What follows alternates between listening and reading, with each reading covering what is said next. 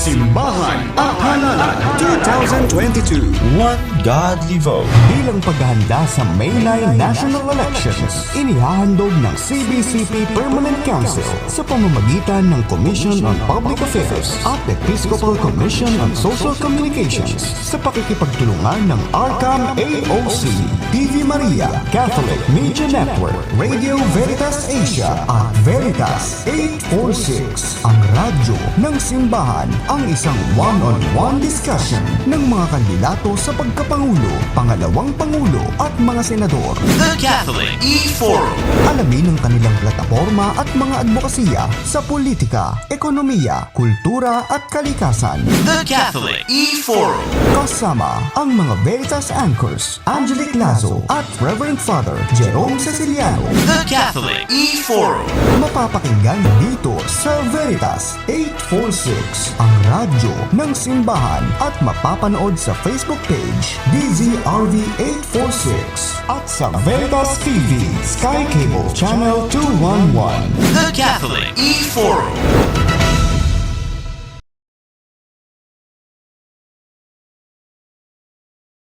Pakilala na natin ang ating panauhin.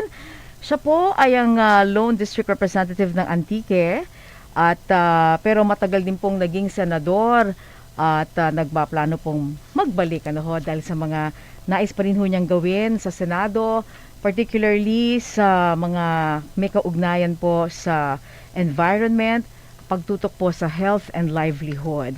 At siya po ay sa kanyang edukasyon ay nagtapos sa University of the Philippines with a degree in Bachelor in Arts, major in Broadcast Communications.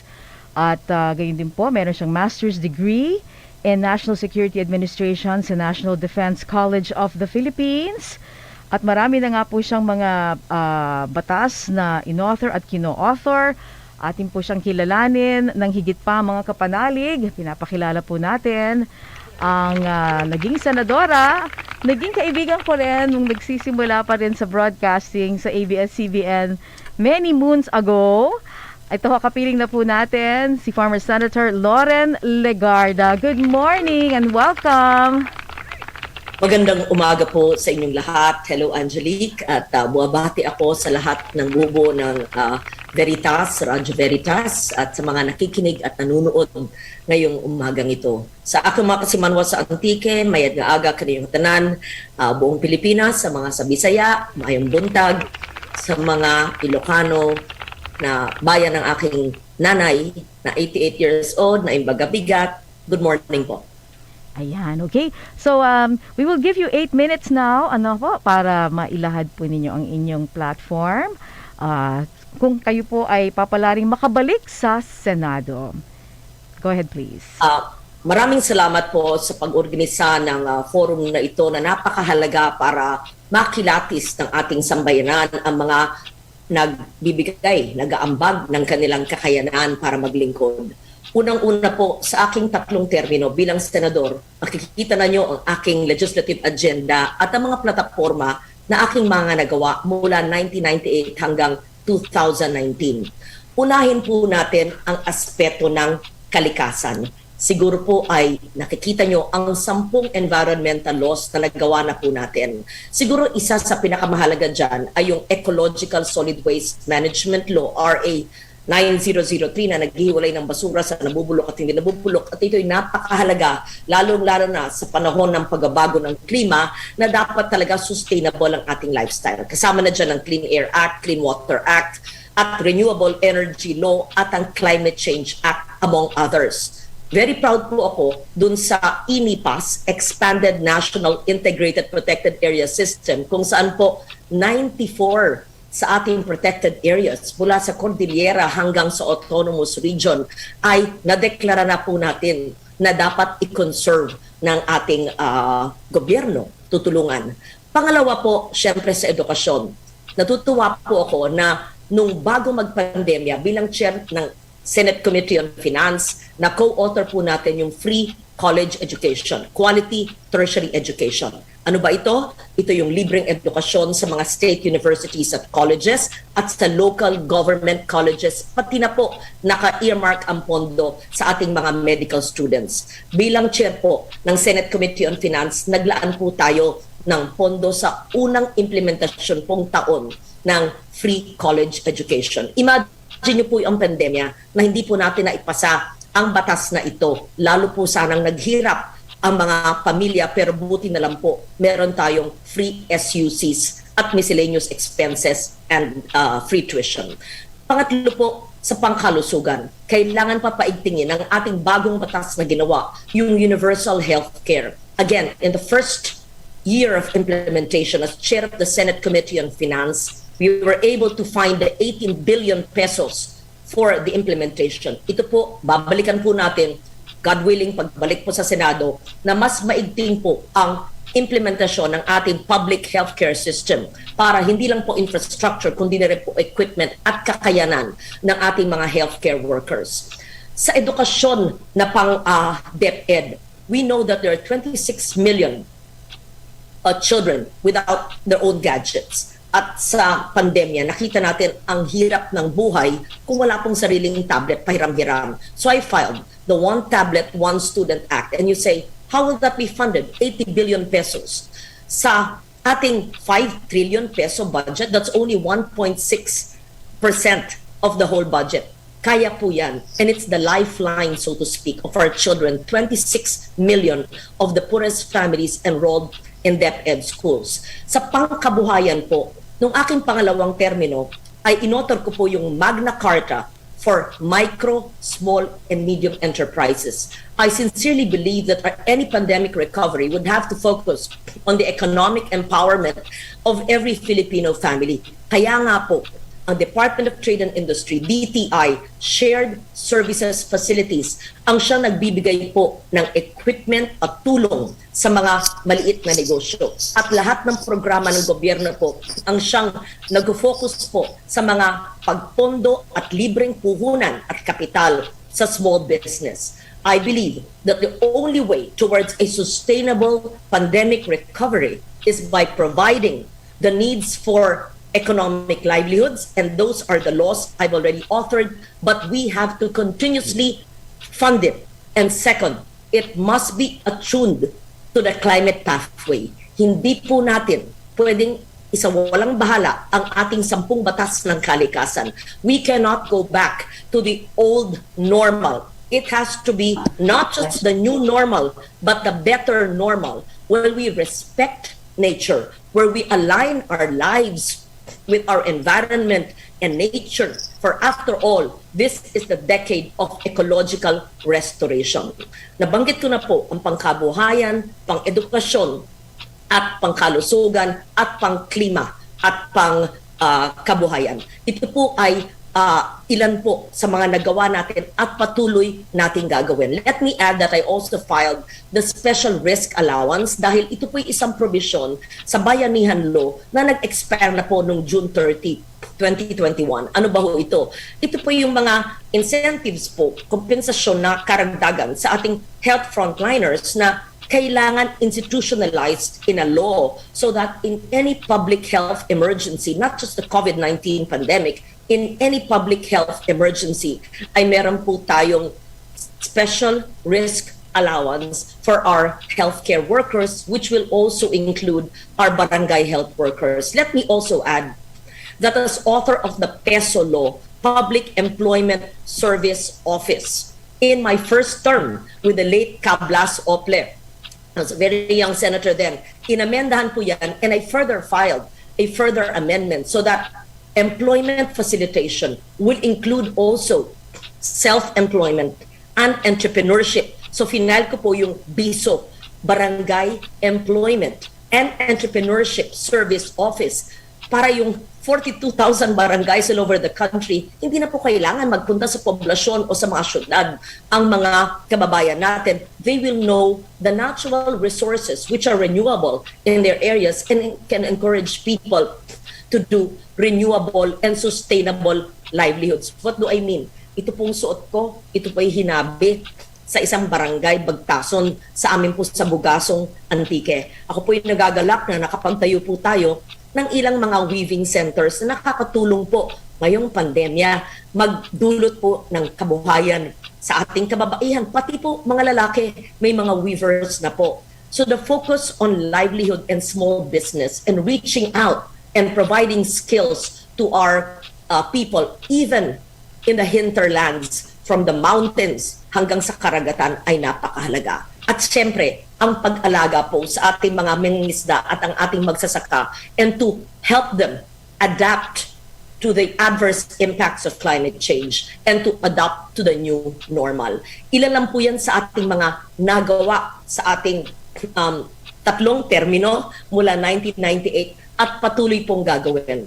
And let me just say, if I have time, that it was during my watch as Senate Committee Chair that ang sweldo po ng pulis at sundalo ang siyang nadoble pagkatapos po ng Marawi crisis. Nung dineklara po ni Pangulong Duterte na maayos na ang Marawi crisis, nangako po siya, dodobling ko ang sweldo ng mga sundalo at pulis na tumulong mag-liberate ng Marawi. Tumingin siya sa Senate Committee on Finance Chair.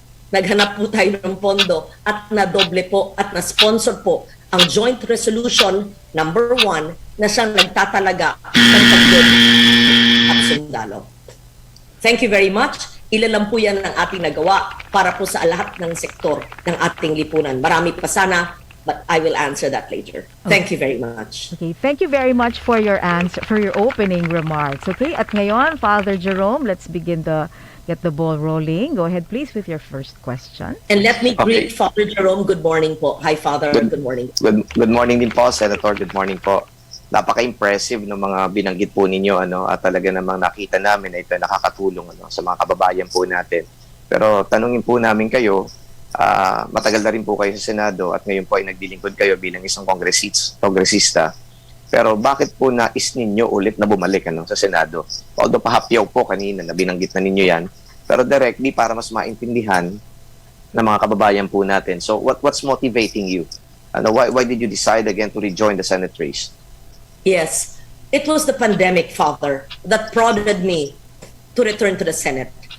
There was so much to be done in my province of Antique. And if I may, I toppled a 40-year dynasty, di po sa pagyayabang, where people seemed to be in darkness and the central government, the programs did not reach my province. Go to Antique and see the change that a humble representation did in a span of 2 years during pandemic. I brought government closer to the people. Zero tolerance for corruption, zero insurgency.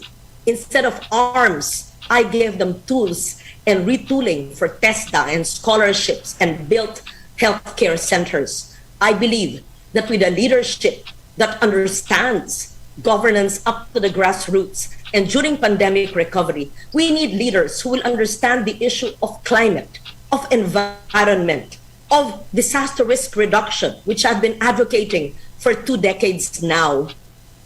Masabi ko po, ng ambag ko po sa pag-aahon mula sa pandemya ay ayon sa aking 3 termino sa Senado sa mga binanggit kong batas na nagawa ko at mga panukalang batas pa.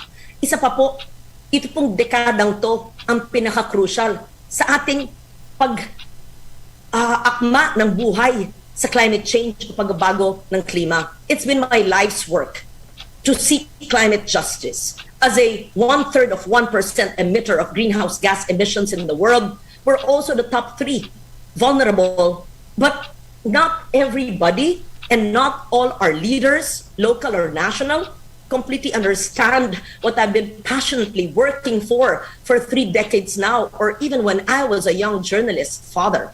So, naniniwala po ako ng aking passion, ang aking karanasan at kaalaman sa klima, kalikasan, kabuhayan, and the drivers that bring about climate change, whether Ondoy, Yolanda, or Odette, ay makakadulot po ng magandang pag-ahon mula sa pandemya.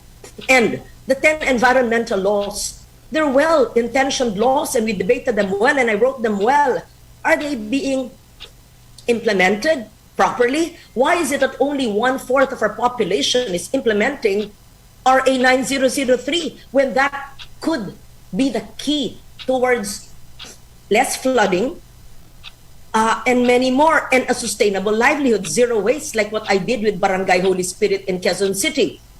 So to mainstream disaster risk reduction and resilience and climate change adaptation in all the 1,600 LGUs and the 42,000 barangays. So far, I have launched the Loren sa bawat barangay, livelihood and employment for resilient activities nationwide. So I don't have time. I'll explain later. Thank you. Apa. Ngayon po ay nakalinya kayo kay President Bongbong Marcos sa kanyang unit team. And you were known for your principles and everything. Does this mean right now that you are with the camp of Bongbong, na you are supportive of everything that represents the Marcoses? Let me say this. I am grateful to the unit team for adopting me as a guest candidate. And I am grateful to former Senator Bongbong Marcos and to Mayor Sara Duterte for including me among the 6 guest candidates. I am NTC, and I was initially endorsed by the tandem of my colleague Senator Lacson and Senate President Soto, and I'm grateful to them. I'm also grateful to Senator Manny Pacquiao for endorsing my candidacy.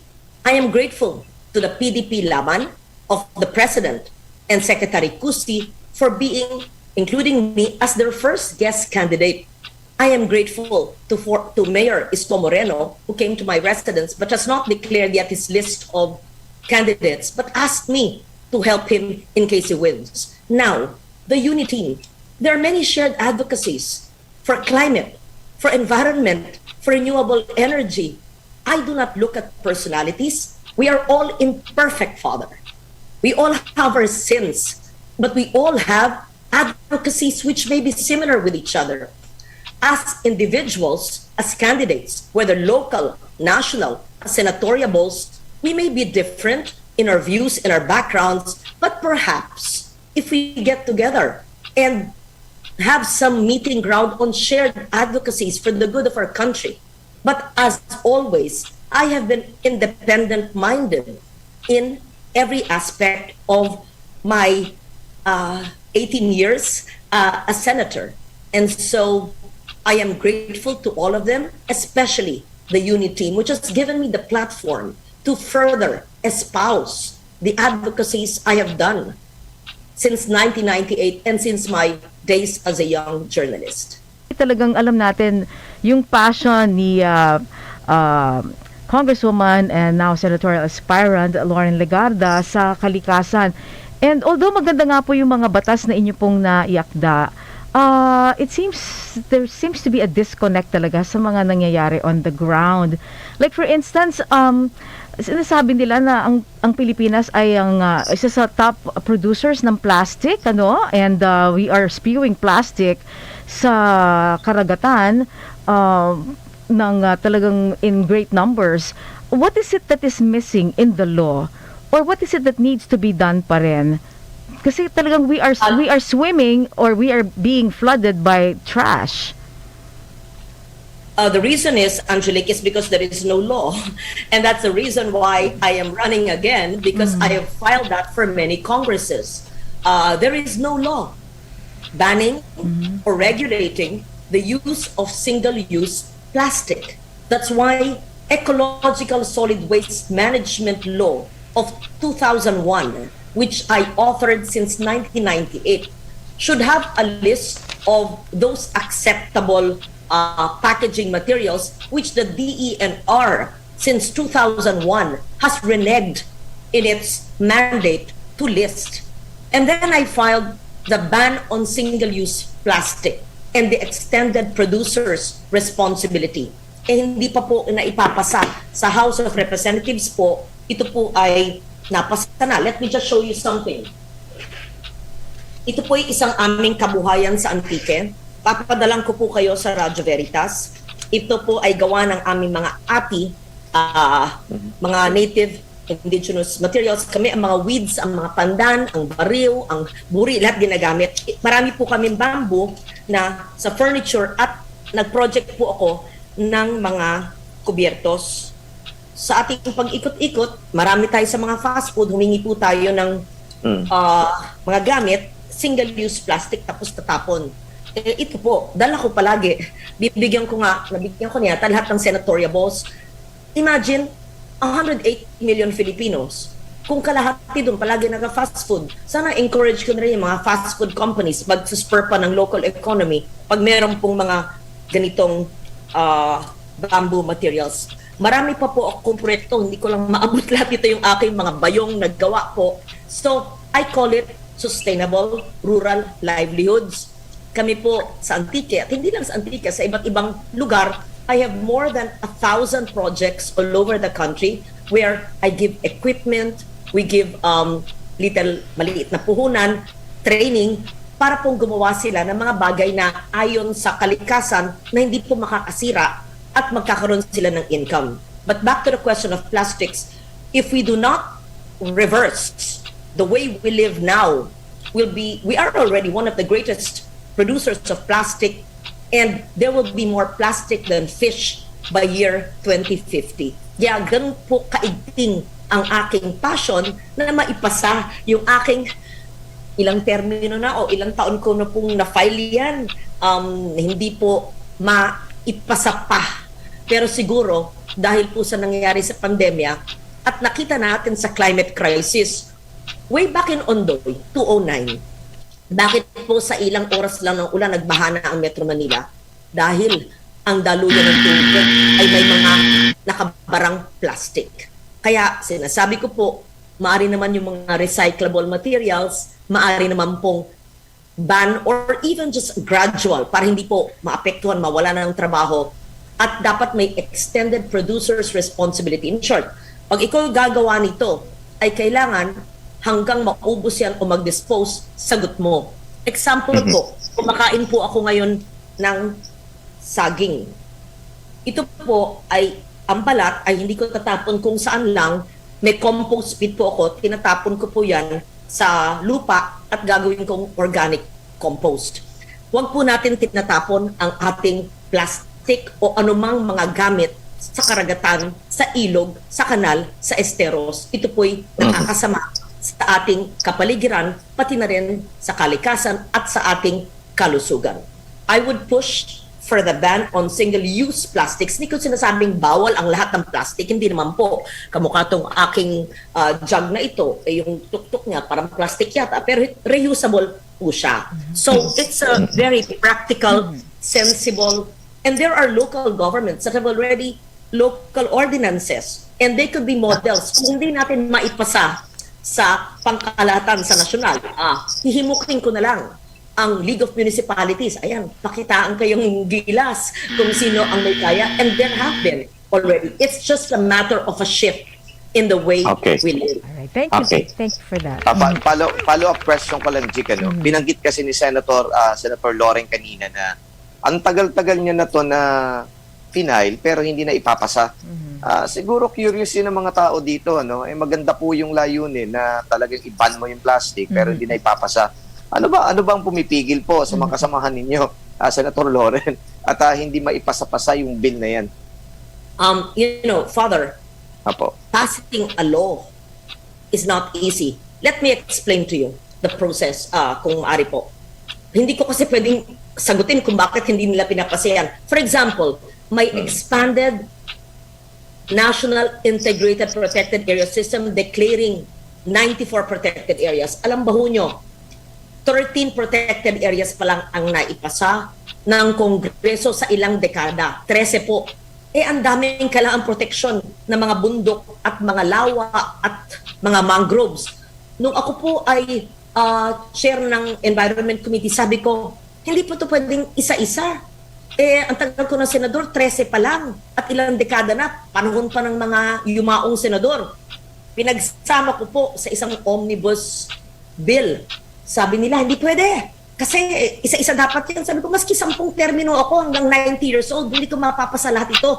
I need to protect the Philippine conserved areas. tinulungan ako ng DNR, si BMB Director Mundi Talim na nasa ngayon sa ASEAN Center for Biodiversity. Tinulungan ako ni Attorney Ipat Luna na pagsama natin 94 protected areas. I'm so proud of that legacy. Yan po ay iba't ibang wetlands, iba't ibang bundok. Meron po tayong documentary tungkol dyan, Our Fragile Earth. Pero pagbalik ko sa Senado, sisayasatin ko ang estado ng kada isa at paano nyo ini-implement ang batas. At do you have sufficient funding to be able to police the area? And do the people who live in the area coexist in harmony with nature? And do you respect indigenous people's rights? And do you also give them sustainable rural livelihoods? So, back to the question of Father, bakit hindi maipasa? Ang daming bagay na masalimuot. It could also be the lobby of some groups. I'm not accusing anyone, but it's a long process. Just like the INIPAS, it took us decades po. Bata pa po ako, meron ng panukalang batas. Hindi po sa pagyayabang. It had to take somebody as, sabi ni Attorney Luna, ang tawag sa akin, tenacious. Tenacious. Pag hawak ko, hindi ko bibitawan hanggang hindi ko magawa. So, I think that's one of my greatest legacy, the 94 protected areas all over the country. Pagbalik ko po, pinapatrabaho ko ng DNR ngayon.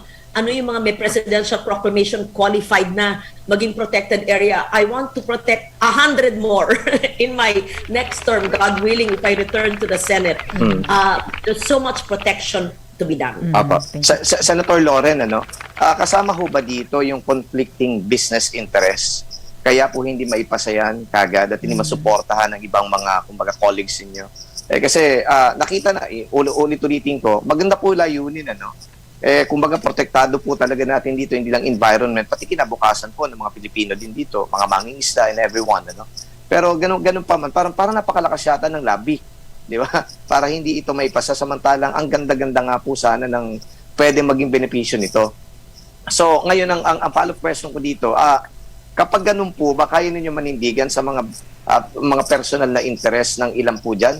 Mga grupo, may mga interest din po yan, kaya nyo po bang manindigan at talagang ipopos po ninyo kung ano man yung para sa mga Pilipino? Ganito po, I know that the plastics industry has always said that jobs may be lost. At ayoko pong mangyari yan, especially sa panahon ng pandemic po. And sabi nila, tataas daw ang presyo ng plastic products as there are no viable, cheap alternatives. Ang sinasabi ko lang po, single use. Hindi ko naman binaban po ang plastic. Baka hindi po naintindihan ng lahat. Single use lang po. Yung mga plastic bag na kaya po natin gamitin ang mga na-resikulo. So, meron pong transition mechanism, ang tawag na natin, yung extended producer's responsibility para po mag-establish po ng sistema obliging the industry to recover and recycle their plastic products. Sila na po ang gagastos para siguraduhin na hindi po nakakalat ang plastic sa kapaligiran at lalo na sa ating dagat. So, pag meron pong EPR provision na ito po ay binabaycam na ngayon, ay pag ikaw producer ng plastic, sagot mo ang kalat at pagresikulo niyan pagbalik sa iyo. So I think we're on our way there. Nagkaka-compromise. Legislation is all about compromise. I can be so passionate about this, pero kailangan mag-bend. Hindi pwede. I don't like jobs to be lost. Hindi pwede magsara itong plastics manufacturing ito. Okay, anong dapat? And remember, we're only talking about single use. Hindi natin sinasabing isara ang mga plastics manufacturing. No, of course, there are plastics needs. Ganun. Tapos, may mga gumagawa rin ng mga plastic na upuan sa mga DepEd schools, hindi ba? Ang daming pwedeng gawin para i-resikulo.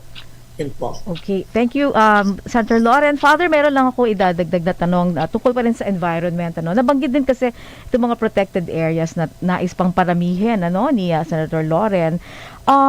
Itong mga projects ngayon, tulad po ng Kaliwa Dam, is meeting a lot of opposition because andyan nga po yung mga forest lands, andyan po yung ancestral domain ng mga indigenous people na sigurado daw pong malulunod, not to mention yung pong mga species ng hayop, ng mga halaman na malulunod din kapag naitayo po itong Kaliwa Dam. What is your position on this? Especially now that we're experiencing less water in Angat Dam at yun nga pong posibleng water shortage po sa Metro Manila. Yeah, where is Kaliwa, Angelique? Where Sierra exactly? Madre. Which Sierra Madre runs all the way from the north up to Marikina. What part of the Sierra Madre is Kaliwa? I don't know the specifics, pero the people who come to us here, no, yung mga indigenous peoples, talagang sinasabi nila lunod sila kapag naitayo ito. Okay. I think Kaliwa is in Tanay, if I'm not mistaken, but It's in Quezon, Senator. In Quezon Quezon Province. Opo. Quezon. I'm on my way to Quezon now. After this forum, I'll find out. Okay. Anyway, number one, nasa batas naman po na bago tayo nagtatayo ng maski anong bagay ay dapat may environment impact assessment.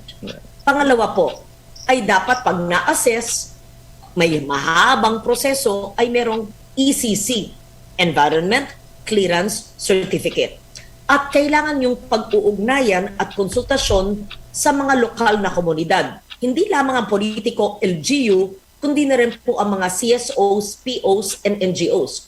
Civil society, indigenous peoples groups, mga NGOs na nagtatrabaho doon kung paano makaka-apekto. Kung ang intensyon ng dam ay pangkuryente, sige mahusay. Pero pag-provide ng kuryente, hindi dapat makuha, let's say, yung ancestral domain ng isang grupo ng katutubo or hindi dapat pag idam mo ito, pag mag-release ng tubig, ay baha naman sa downstream. Kaya nga inaaral ng siyensya ang pagtatayo na anumang gusali o dam o anumang infrastruktura. That's why there's a process. Kaya I am not one to judge the Kaliwa Dam issue because I have not read the opposition and I do not know who is the developer of the dam. I'm not very sure. But let me see, let me just clarify. Okay, now very clear. It's, Father is correct. It is in Sitio Cablao, I'm seeing here, Barangay Pagsangahan, in General Nakar, Quezon, and Sitio Queboroso, in Barangay Magsaysay in Infanta. Father is correct. And there's a tunnel which will traverse the dam location to Teresa town in Rizal. So correct, it's very long. It's from Quezon to Teresa. I cannot comment. Ayoko mag-knee-jerk na sabihin ko, ang daling magsabi, politiko ka, tumatakbo ka, it's a popular thing to say, kontra ako dyan. No, I have to see who's the developer. Is it government? What is the intention of the dam? Is it for irrigation or electrification? And third, did they undergo the EIA process? Do they have an ECC? And is it on a fault? I hope it's not on a fault. Hopefully. In that. Hopefully. Yes po. Okay. Yes. All right. And who are ito importante, the oppositors? Kasi po, minsan naman, ay meron din mga oppositors na hindi din tunay. Di ba ho? So yun, At saka, I don't like to give a knee-jerk reaction. yes. Senator Loren, binanggit mo kanina yung mga alternative sources ng energy. At meron ngayon mga usap-usapan na di umano ay pwede naman na buhayin muli itong Bataan Nuclear Power Plant. Although yung mga obispo po natin ay talagang shutdown yan, talagang hindi sila papayag dyan sa nuclear power. But then they enumerated also yung hydro, diba? At saka yung iba pang sources. So kayo po, ano yung take ninyo dito? Are you in favor of having a nuclear power plant? Or maybe specifically, i-revive ba natin itong Bataan nuclear power plant? What's your take? Thank you, Father. And good morning again, Bishop. Po. I'll say it very categorically. I am not in favor of the utilization of the Bataan nuclear power plant for various reasons. Matagal na po yan, safety issues, Pangatlo, meron pong proposal si Governor Abet Garcia of Bataan. We were just there last week. And maganda yung kanyang proposal, a cloud computing facility. High-tech ganun. So, pwedeng gamitin to repurpose it. Yeah. So, the BNPP, I'm not in favor. Second, nuclear power. I am not an expert on nuclear power. I am open to listening. However, because of Fukushima, I have concerns on safety. But there are also nuclear power facilities in Europe which are safe. I'm opening to listen. Pero ang tinatanong ko, meron naman tayong renewable energy law way back in 2008. Hindi pa natin nagagamit ng sapat ang buong RE law. So kung libre ang araw at ang hangin at ang tubig na napakarami at laganap sa ating kapaligiran, bakit pa tayo hahanap ng bagong source kung meron na tayong libreng renewable source? So, as any lawmaker, I'm open to suggestions and to studies as long as it is science-based. But I would also like to push more for a bigger energy mix of the renewable energy law. Because since we enacted the law, lumiit pa ang energy mix ng renewables sa ating energy mix. And coal even increased. So, we have to do something about that. We should bring down the cost of power by using something indigenous, likas sa atin, and renewable para hindi nakakasira sa ating kalikasan. And that's why we have the RE law. Mhm. Okay, can I have a follow-up question lang po about this, no?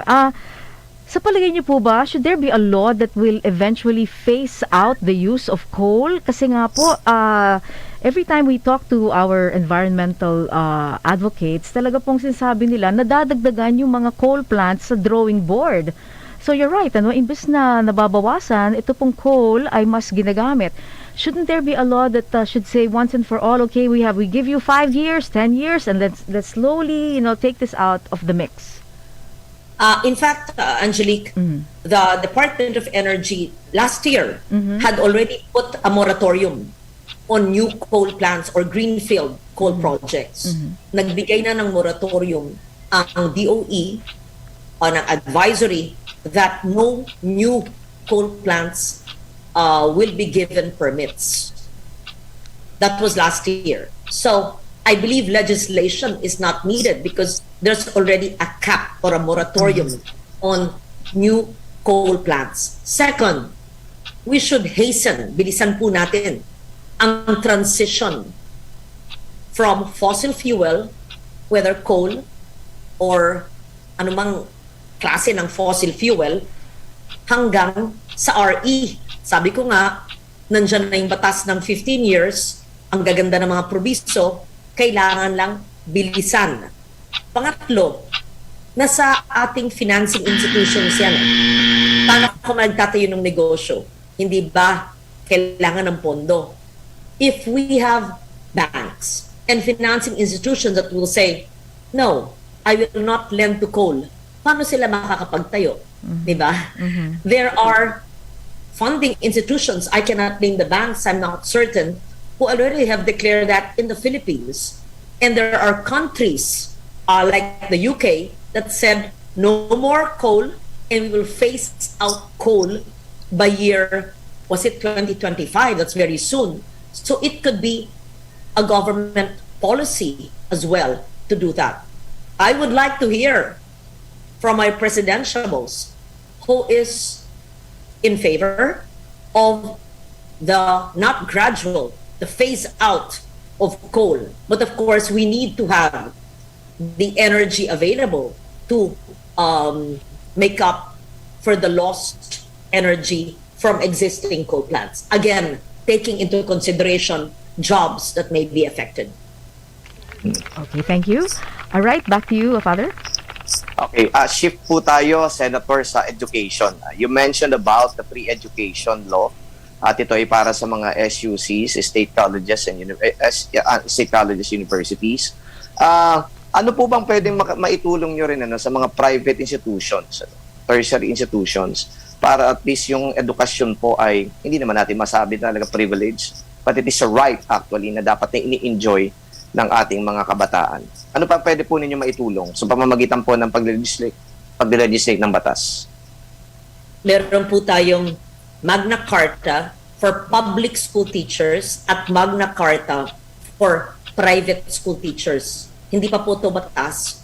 These are bills filed and I've co-authored this in the House of Representatives. I would refile it, God willing, if I return to the Senate, so that both private and public schools, the salary grade would increase. Second, yung ating mga tulong-dunong at yung ating UniFast scholars. Ang CHED po, Commission on Higher Education, that gets the budget, of course, from the GAA, the General Appropriations Act, has allocation for scholarships, not just for state universities and colleges, but also for private universities.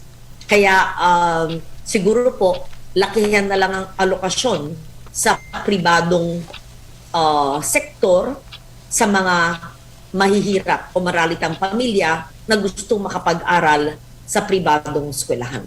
I think that would be one, because government funds cannot be used, Father, for private institutions. Let's say, I can easily say, gawa na ito, magtayo ng science laboratory, gawa ng gymnasium, but government funds can never be used for private institutions, as we all know. But what I can see is yung ating scholarships, whether for SUCs or private universities, can be increased dahil may batas na nga yung SUCs, diba? Sa aming ginawang free quality tertiary education.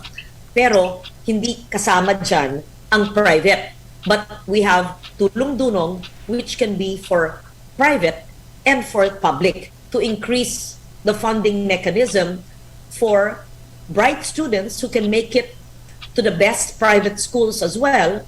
Lakihan natin ng scholarships. Makakatulong po yun. Okay. This is naman about curriculum po. Natanggal ho yung yung history sa curriculum natin. Kaya ang issue ngayon, parang ang dami daw ng mga kabataan ngayon na walang sense of history. Kaya parang medyo may pagka-naive in the sense that kung ano lumalabas ngayon sa mga social media, ito napapaniwalaan po nila. So in that case, ano po ba ang pwede din ninyong maiambag para itong mga kabataan po natin, yung mga darating pang henerasyon, ay hindi naman po sila, kumbaga, ay nakalihis sa kanilang mga lalaman tungkol sa nakalipas natin, tungkol sa kasaysayan natin. So are you willing also to put back itong ganito pong aspeto sa po ng edukasyon? I'm a student of history and up to now, sa akin, napakahalaga ng kasaysayan at as a documentarist, palagi ko pong gustong i-capture ang lahat ng aspeto ng kasaysayan at kasama dyan ang kultura. Hindi naman lang sa curriculum nakukuha ang kaalaman, di ba ho? The World Wide Web, we have so much information. Kailangan lang vetted yung information. Kaya ako'y naniniwala, yes, dapat may history, dapat parte ng history ay kultura, dapat kasama dyan ay kalikasan. We have the Environmental Education Awareness Act where it is mandatory that environment is taught in our basic education. I think meron pang araling panlipunan po. Meron pang AP o tinanggal na po? Tinanggal na po. Tinanggal na rin po ang araling panlipunan. Kaya nga po ngayon ay yun po ang malaking issue. Nung mga obispo po natin, nung nagsulat po sila dito, isa po yan sa lumabas na mga concerns dahil nawala na nga po itong kasaysayan po natin.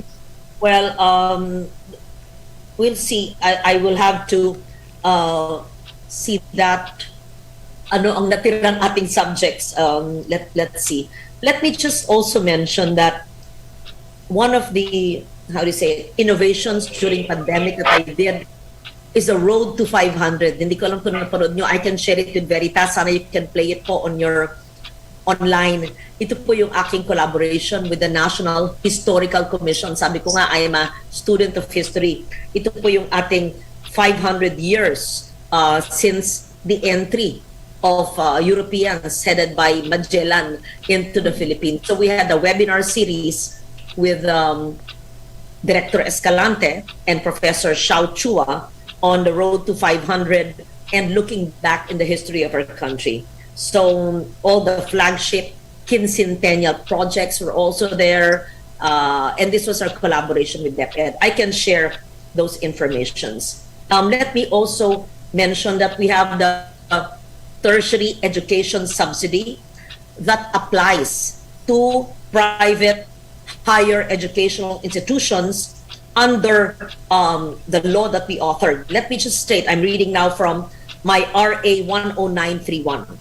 To support the cost of tertiary education or any part or portion thereof, a tertiary education subsidy is established for all Filipino students who shall enroll in undergraduate and post-secondary programs of SUCs, LUCs, and private HEIs and all PVIs. Ibig sabihin, ito pong pondong ito na nakasama na sa ating batas ay pwedeng taasan para po mas maraming pribadong scholars po. That was in answer to your previous question, and my answer to your question on history is we have done what we could through webinars way back from our history when we were when our first European visitors, I would, di ba, palaging mali ang history noon, tinuturo the discovery of the Philippines. But of course, this has already been changed all throughout these decades on history.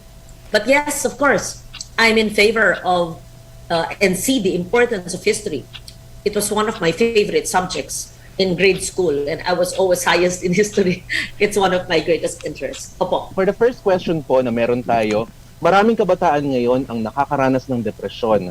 Epekto ng hindi maayos na pagsasama ng mga magulang nila.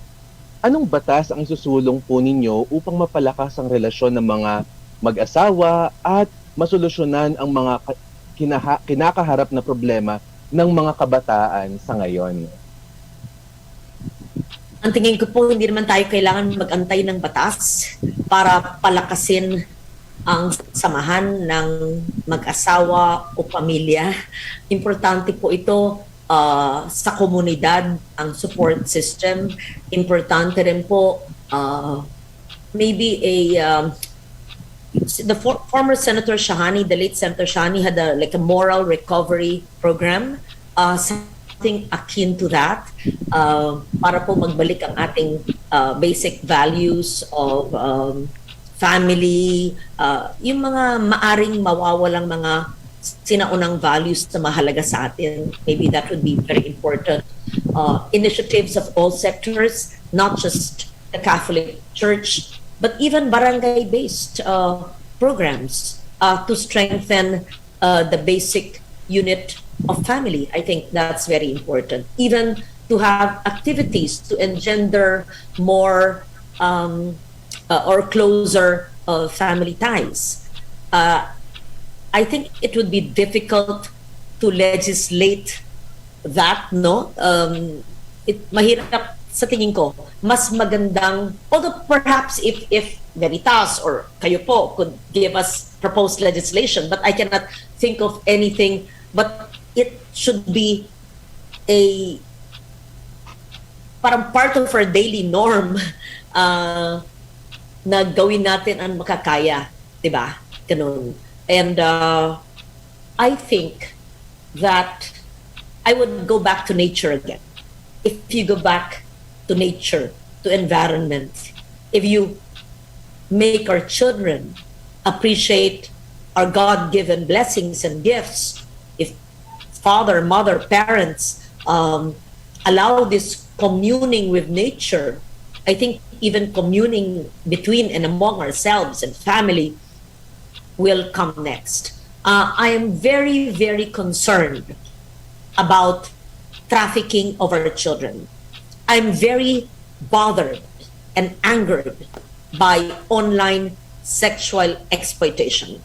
And many cases are brought on by people living in the same household and even family members. So this I'm very strongly against, and I have laws already enacted like the expanded Anti-Trafficking in Persons Act. Dapat paigtingin lang ang DSWD and DOJ, I think, iyakat. My law established the Anti-Trafficking Council. And this is part of what the family is all about. So, may batas na po yan to strengthen the family, but programs among members, barangay-based programs, are very important as well. Okay, maraming salamat po. Thank you very much. Leonor. Okay, magandang umaga po, Congresswoman Loren Legarda po. Pangalawang katanungan po namin, kayo po ay maituturing ng veteranong politiko at ngayon po ay naglilingkod bilang kongregista po sa probinsya po ng Antique. Maaari mo po bang maibahagi sa amin ang proyekto o patakaran na iyo pong nagawa sa probinsya ng Antique para sa ikabubuti ng pamumuhay ng mga pamilya at ng mga Antikenyo? At ano po ang inyong nakikita na maaaring gawing proyekto hindi lang sa Antique kundi sa buong Pilipinas? Naku, napakaganda ng inyong tanong. I invite you to go to my Loren Legarda and Inday Loren Facebook page so you see how the 40 years of lack and neglect in my beloved province has been transformed during 2 years of pandemic. What did I do? I provided jobs, micro enterprises, ayon sa aking MSME law. Paano po? Dole pangkabuhayan, providing tools, equipment, and small capital through Dole. Dole Tupad Cash for Work. And this is for displaced workers. DTI Shared Services Facilities. Those associations, cooperatives who are beneficiaries of this program of government. Even the 4P families Sustainable Livelihood Program. Itlugan, Gulayan, Manukan, and the dispersal of cattle, kalabaw. Binuhay pa namin ang dairy industry. So yung pagbibigay ng kabuhayan sa mga pamilya, sa mga tao ay napakalaga. That's how I transformed the Antique landscape, so to speak, kaya nagkaroon ng maraming income at trabaho. Pangalawa, over 30,000 ang aming scholars sa mga kabataan, jointly with the provincial government. And we were able to do this using government funds allocated from national as well as the provincial government. Third, ang ating ospital dati, wala akong makitang maayos na isa. 9 hospitals. I've rehabilitated, constructed new buildings. At hindi lang yan. Pati equipment. Dati, walang mga dialysis, x-ray, and mammography, but all these equipment which were consulted with the provincial health office. Then we have more than 100 barangay health units, barangay health centers, rural health units. Kasi 590 barangays kami hanggang bundok eh. So we should leave no one behind, even those in the hinterlands, in the smallest barangays. Then for those who cannot go to college, I also built 18 TESDA centers, which will be finished, I think, by April of next month already, actually 30 of this year. And we had massive TESDA skills training. And our DepEd, we never neglected them. During pandemic, they had the means, they even had extra modules and paper when needed, and we even gave equipment to the teachers. And they said, apaw-apaw ang project na bigay ni Inday Loren. Minsan hindi na namin alam, dapat mabilis kasi ang paggamit ng pondo kundi mag-expire. I'm so proud to say that. Pag yung leader, wala kang gagawin, at pag hindi mo nanakawin ang pondo, maraming ibibigay sa tao. So Ms. Loren, ito po yung katanungan natin. Maraming manggagawa ang hindi sumasahod ng sapat. Mas mababa pa sa minimum wage ang kanilang tinatanggap at walang mga benepisyo maliban sa maliban sa mabigat ang mga trabaho nila at minsan hindi paligtas ang paggawa o yung tinatawag nating unsafe working environment. Bilang isang senador, ano ang reforma at mga hakbang ang iyong isusulong sa gobyerno upang masolusyonan ang matagal ng problemang ito ng mga Pilipinong manggagawa natin? First of all, meron po tayong minimum wage at dapat sinusunod, di ba? That should be followed. And meron din tayong Domestic Workers Act. Co-author po ako niyan. Ito po yung mga para sa ating kasambahay. Ako, masasabi ko po, meron pa akong PhilHealth at SSS at Pag-ibig na binibigay po sa kasambahay. Pangatlo po, ay meron po tayong bill, Security of Tenure Bill. I filed it way back in the Senate. And this covers the expansion of the definition of labor-only contracting that will place our Filipino workers in a better position because meron silang security of tenure. Alam natin na yung issue ng unemployment at underemployment ay napakalaking issue ngayon at importanteng mabigyan ng karagdagang trabaho. At sa kanilang karagdagang trabaho, kailangan ang binabayad ay akma sa rehiyon na yun kung ano yung minimum wage. Yung dole tupad is a cash for work scheme of government for displaced workers. Sa aking kaalaman, it should and it follows the minimum wage for 10 days, 20, 30 days while a person is out of job. So, ang ating existing laws, yung kasambahay law, that only covers kasambahay. Tapos meron po tayong minimum wage which will be followed in various regions. Now, if there are additional protection measures that need to be done to safeguard the rights of our laborers and our workers, I will be very happy to amend existing laws or to file a new law. I'm just trying to see what was the resolution in foreign arranged in the foreign committee. I can't recall it now, that I did for overseas Filipino workers. I sponsored, this was the right of government workers to unionize. I don't know the exact number or name of the resolution, but I sponsored that as chair of the Foreign Relations Committee. Okay, thank you so much, Ms. Loren. Magpa-follow up lang po ako, no? Ms. Loren, tingin niyo po ba na may pagkukulang ang ahensya na naka-assign dito sa pagsi-safeguard ng ating mga manggagawa in terms of their monitoring sa mga sitwasyon ng mga manggagawang Pilipino? Kasi madalas na nangyayari ngayon, kung hindi magko-complain ang mga empleyado, hindi nila malalaman kung ano ang problema. Pero alam natin na takot ang mga empleyado na mag-complain kasi mawawalan sila ng trabaho o kaya mapag-iinitan sila. Ano pong say natin dito? You mean, ang mga pangangailangan ng empleyado, there should be like a mechanism where they can give feedback for their complaints? You're saying, hindi po nila nasasabi sa kanilang mga principal or boss in the private sector? Is that what you're saying po?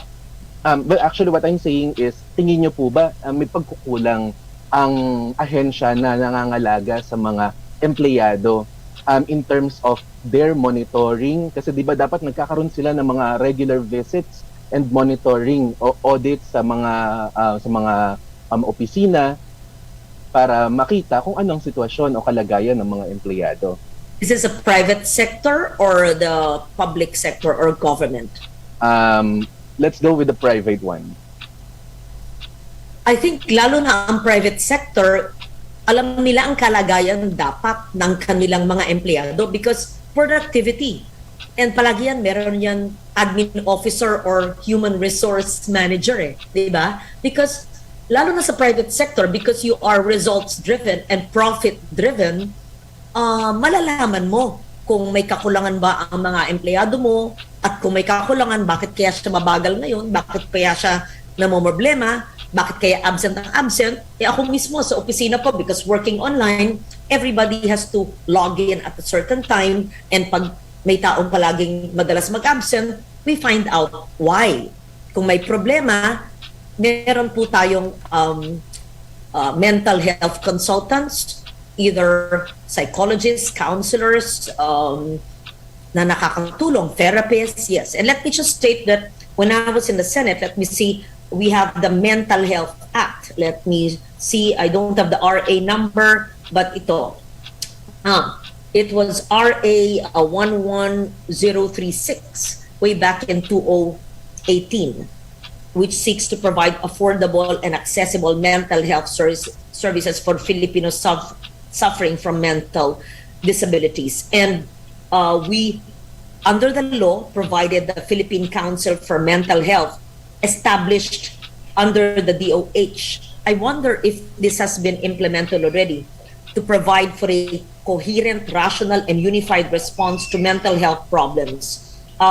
This answer is relevant to your previous question on family, but is also relevant to your question now on employees. Because whether family or employees, the issue of mental health is so important, especially during these times of pandemic recovery. Pero back to your question on hindi nalalaman kung anong problema ng empleyado, ng staff, that does not entail legislation. It entails authority and leadership. At the same time, it entails compassion. I try to do it in my office during the work from home, and even if it is not provided for in our office, in government, may sweldo sila, totoo to, ask my staff, ako na po ang nagbabayad sa counselor, psychiatrist, or psychologist na kailangan ng aking staff sa panahon ngayon pandemya. Even during the campaign, lahat naman tayo may issues. Yes, I provide it on my personal account. So ako po'y naniniwala pumili ng counselor para maging produktibo ang tao. Pero ako kasi, I'm self-motivated eh. Kasi, last na sabihin ko, it's all a matter of attitude. Let us be grateful. Diba? Look at the glass half full rather than half empty. So wag tayo angal ng angal. We should be grateful with what we have. It is never perfect. Palaging maraming problema at hamon. Ako mismo, ang dami-daming issues at problema. Pero let us forever be grateful. It's an attitude. Maraming salamat po, Ms. Loren. Ate Thank Leonor? you. Congresswoman Loren Legarda po, kanina po narinig ko po ang iyong kasagutan sa tanong ni Father about sa history o yung sa pagtuturo po ng kasaysayan. Ngayon naman po, nakikita ko po na ang pagpapahalaga mo sa kulturang Pilipino. Kita naman po yan sa iyong pananamit at the way po kayo na magsalita at magpahalaga sa kultura. Ang kasaysayan po ay hindi lamang po sa libro na papag-aralan ng kabataan, kundi rin po dun sa mga local heroes po ng bawat probinsya na mayroon tayo. Halimbawa po sa probinsya ng Antique, si Governor Evelio Javier at iba pa sa iba pa pong probinsya. Kung kayo po ay magiging senador na may pagmamahal sa kultura po, ano po yung magagawa ninyo? Ano po yung mga hakbangin ninyo para mapangalagaan itong mga naiwan na mga local heroes po natin, lalo na po dito sa Region 6 at sa buong Pilipinas po? Lalong-lalo na po yung mga kagamitan o yung mga naiwan nilang kwento ng ating mga local heroes po.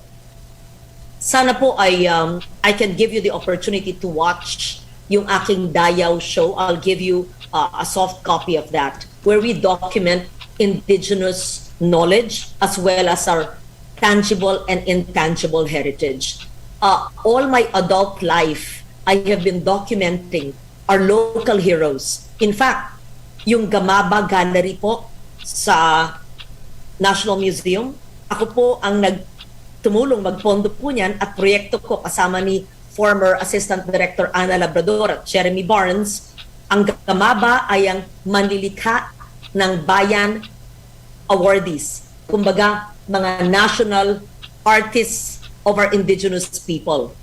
puntahan po niyan. So ang inyong mungkahi ay napakahalaga at hindi lang sasabihin kong gagawin ko pag ako ay senador because I've been doing that for 20 years. In fact, that's the reason why we have the Road to 500, looking back at history. That's the reason why I have Dayaw, where we document the lives of local heroes, gaya ni Lang Dulay of the Tiboli tribe in South Cotabato, like si Alfonso Saclag of the Kalinga group, or Alfredo Mutuk in Pampanga. So there are many local heroes, not just indigenous peoples, but even heroes of democracy, as you mentioned, yes, Evelio Javier in Antique, and many others. And we should remember all the efforts, all the heroism of heroes of the past, the present, and not just heroes who are known to us.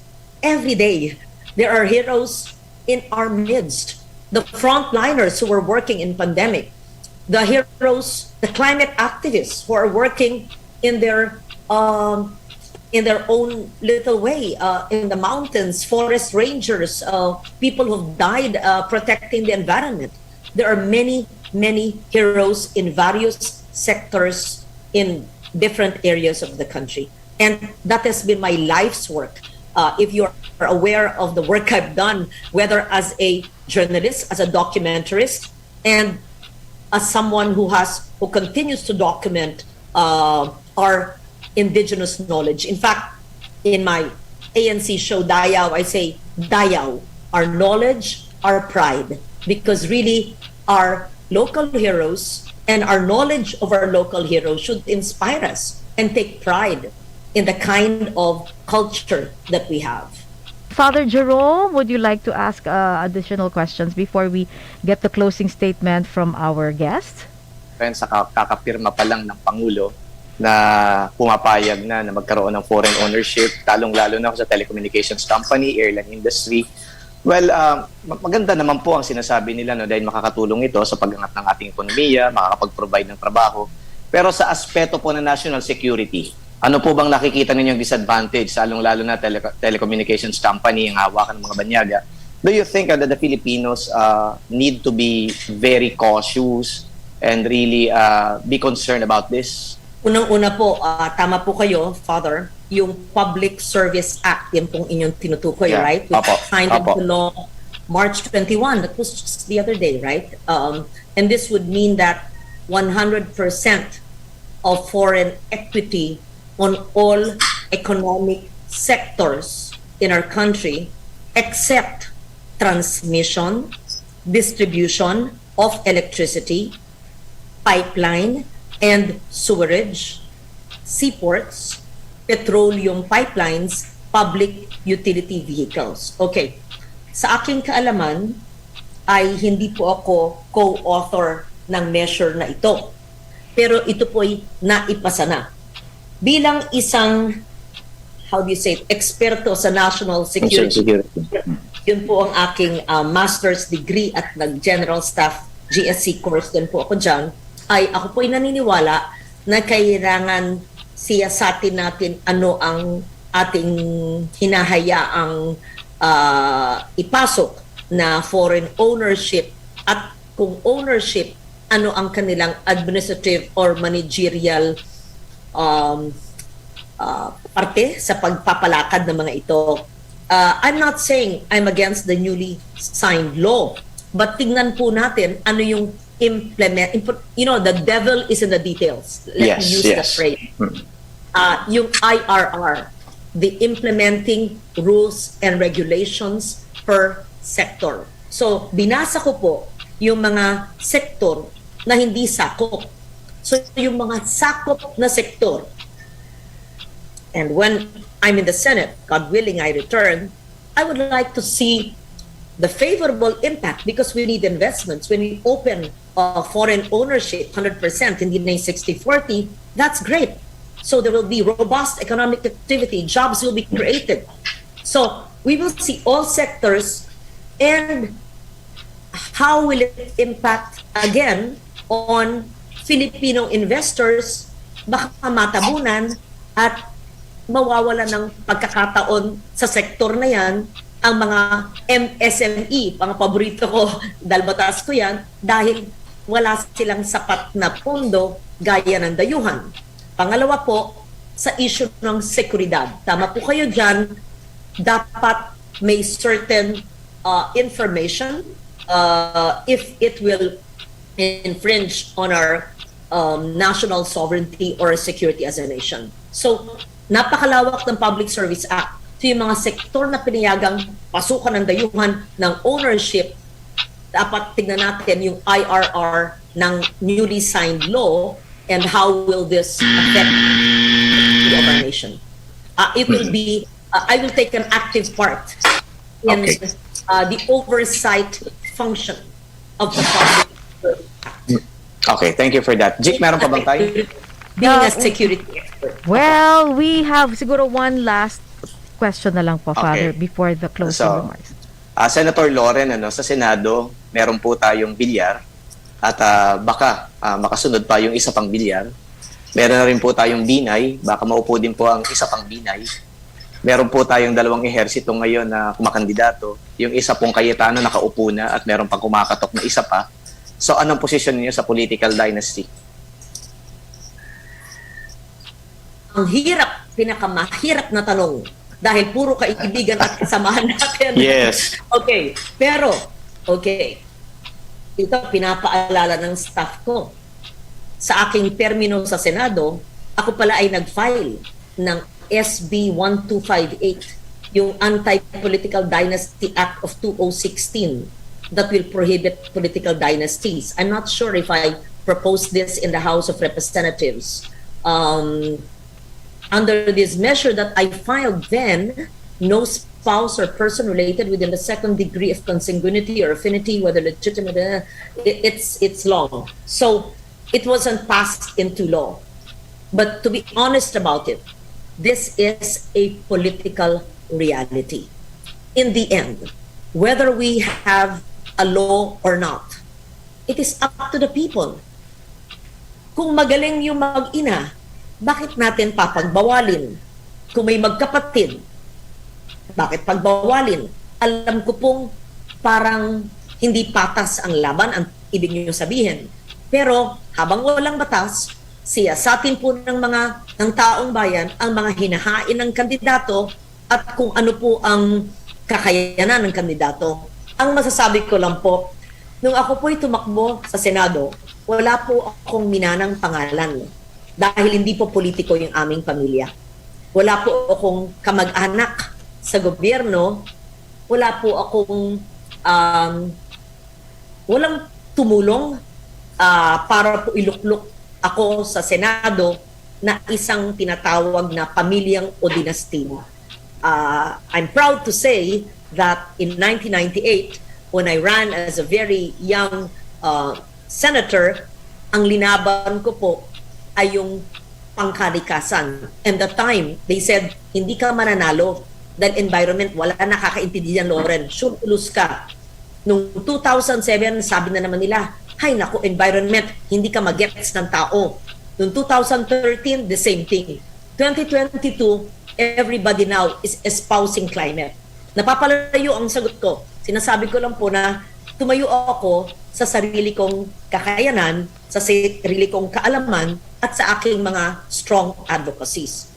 Pero sa aking makasamahan, na may likas na talino din at karanasan, ay habang walang batas, wala pong nagpapabawal sa pagtakbo po ng kanilang mga kamag-anak sa posisyon similar to theirs. Until such law is enacted. Pero honestly, parang mahihirapan dahil in both houses of Congress, even in local governments, there are many relatives and many of them are very competent as well. Okay. Yes or no lang po, Senator. Will you refile the bill that you filed on 2016? I will revisit all my filed bills and I will refile those which I deem can pass. Kasi madali mag-refile eh. Realistically, papasa ba ito? Ba't pa ako maghihirap kung alam kong hindi naman ipapasa, di ba? There are only 24 hours in a day. papag-aralan ko po, Father. Okay, Ay, thank you. madaling sabihin, opo, papaglaban ko po. Kung hindi naman po mapapasa di ba po? Okay. Sige po. I'm Thank you, pragmatic Father. as well, and I will review All right. if it's still relevant na. Thank you po, Okay, G. Father. Thank you, Senator Okay, salamat din Loren. po. Unfortunately, we only have limited time left, so may we ask you now for your closing statement? This will be 3 minutes long, so go ahead, please, for your last statement. Thank you. It's been an honor and an immense pleasure to join Veritas. And I wish that Father Anton Pascual, who I believe heads Veritas, is also with us because he's a dear, dear friend from 30 plus years ago. And we speak to each other and communicate. Anyway, so I'm glad to speak with Father and with Bishop as well and all our participants today. I stand before you as a candidate for senator once again at a very crucial time in the history of our country. I stand before you in this decade of ecological restoration, which has been declared by the United Nations, where the year 2030 will close the window of opportunity for the country and the world to adapt to the adverse effects of climate change. I've espoused the issues of environment, nature, and climate, not just during pandemic, but in decades past, when nobody even understood what DRR meant, disaster risk reduction and climate change adaptation and mitigation. I feel and I felt, and upon consultation with lots of people, the need to be in the Senate once again, to be able to be the voice of indigenous peoples, to be able to push for strong climate adaptation and mitigation, to be able to protect the rights of women, youth, and children, as I have in the laws I've already authored, but have sometimes failed in its implementation because of rampant online sexual exploitation and still the trafficking of women and children. I will ensure that every woman and child will be protected, and I will ensure that the syndicates preying on these children and women will be caught. I will ask the NBI to continuously help me in this. Second, there's a great need for pandemic recovery, and I believe that any pandemic recovery must be green, sustainable, and resilient. We cannot go back to the old normal. We must go back to the better normal. The better normal bill has been passed in the House of Representatives. I will refile it in the Senate because it's not been passed there. It was a pandemic that urged me to return to the Senate. While I love my hometown of Antique and have done dramatic changes from more than 30 years of seeming darkness to 2 years of pandemic that gave us jobs and livelihood and infrastructure support, including 3 flights of PAL a week, I'm proud to say that I may be able to help replicate that feat in many parts of our country. Having been chair of the Senate Committee on Finance for 5 years, the last year of the Aquino administration and the first few years of the Duterte administration, I have been a staunch partner and support to both administrations, especially in the Duterte administration, where I helped enact and funded the free college education, the universal health care law, and the double increase in salaries of our military and police, among many others that we funded. During my time as well, we gave importance to our public school teachers and gave them additional incentives, and gave much importance to Philippine labor. From 600 million only, I increased the cash for work funding to 6.5 billion. The Sustainable Livelihood Program of the DSWD only helps 300,000 poor families under the Conditional Cash Transfer Program. We have 4 million 4P families. I aspire to provide more sustainable livelihood programs for our 4P families, not just targeting 300,000. It is simply a matter of budgeting that. Okay. I will put under one roof a pangkabuhayan law that will include and institutionalize the livelihood programs of the DOLE, DTI, even the OST, DA, and agencies of government, so that these programs will not be at the mercy of legislators who may or may not put funding every year. Po si Bishop Oscar Jaime Florencio, Bishop Military Ordinariate of the Philippines. Yes, Bishop, go ahead please with your feedback. Salamat, Father Jerome. Thank you very much. Thank you very much also to the representatives from the Archdiocese of Manila, Renz and Leonor from the Diocese of Kalibo. Kalibo, Opo. sorry. And also to our guest, Senator Loren Legarda. Thank you very much, ma'am, for the platforms that you have espoused and everything that you have explained to us. No? Ang tinitingnan ko lang po dito, number one, I find all these things very articulated. I feel that with these things that you will do or you have done, sa piling ko ay talagang ay manalo ka pa rin. Considering the fact that you have articulated all this very clearly. Actually, I was late in coming because para bang late ang pagsabi sa akin. But all of these are really things that are good for us, for me to ponder. No? What I'm just trying to say at this point in time is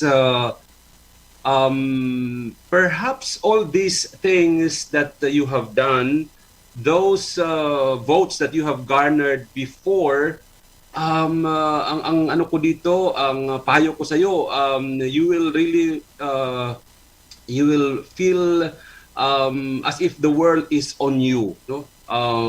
Obviously, with these questions that they have, can you do this? Can you do that? No, I think we will get tired of this, no? And one day we'll just tell ourselves no more. Ang ano ko lang dito, siguro looking at you, the things that you have underwent and the things that you have filed in the Senate before and in Congress, I feel that you have also to form other minds, leaders, people who would really be following your footsteps. And I think hindi po ito na mention, you were not able to mention this because good leaders do not just perform tasks, do not just accomplish things out there. They also form minds, prepare people who will succeed them and fill their shoes when they are away. I'm not saying that hindi po kayo makakapag-ano dyan. I'm still seeing that you are still moving forward. But I hope and I pray that you are able to prepare younger generations, because what you have at this point in time, looking at what you have said and reading into perhaps what I have read on your biography, on your life, on what your mga filed bills, no, I could see and I could sense that there was a culture that have prepared for you even as a young senator then. So to me, this is something that I will have to wait and I have to see that a young Loren will be formed as early as now, because we cannot afford to lose. We can, we are not growing younger, we are getting older, but I know that we can always make a point that we can come come up with a culture that younger generations will be there to prepare themselves so that we can have people like you, people who have been articulate, people who can really enlighten the populace or the nation. No? I think that's where I will have to come in because with regards to the other things, obviously they are to me acceptable. What I'm trying to say is to put on with this culture. Now, having said that, I would like to, since this is a feedback, Senator Loren, I'd just like to point out that in the family that you have said a while ago, it's not more of support. It's more on how they come up with the culture first in the family, and after the family, the support will come in. Because obviously, the children will have to see and look up into what are being taught to them. Because also virtues and other good things, traits, they are taught. That is being planted to them as part of the culture. But anyway, these are things that are just part of my feedbacks. I wish you the best, and I hope you're able to be part of these senators in the elections. No? Thank you very much, Ma'am. May I respond to Bishop? I am grateful for your assessment and your response, Bishop.